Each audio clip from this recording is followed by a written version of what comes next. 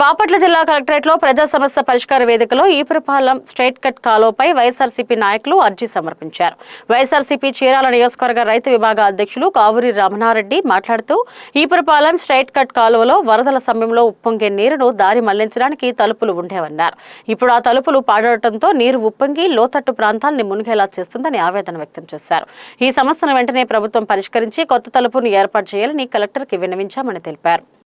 ఈరోజు బాపట్ల కలెక్టర్ గారి ప్రజా సమస్యల పరిష్కార వేదికలో అర్జీ ఇవ్వడం జరిగింది. ఈపురపాలెం స్ట్రైట్ కట్ లో నుంచి తోటవారిపాలెం వైపు కుందేరుకి షట్టర్ అంటే తలుపు వరద నీరు వచ్చేటప్పుడు ఇటు రాకుండా దాన్ని దించుతారు. వరద తగ్గాక ఈ వరదను కూడా లాగటానికి తలుపు ఎత్తుతారు. అది లేకుండా పూర్తిగా పాడైపోయింది. అది పనికి రాకుండా పోవటం వల్ల గత సంవత్సరం మెంతా తుఫాన్ దాటికి 2000 ఎకరం మునిగిపోయింది. చేనేత కాలనీలోకి నీళ్లు వచ్చేసేసినాయి.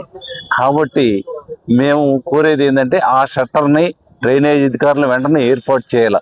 లేకపోతే ఇది అనుకూలమైన సమయం ఇప్పుడు జూన్ జూలై మాసాలు తప్ప తర్వాత కుదరదు. కాబట్టి తక్షణం ఏర్పాటు చేయాలి.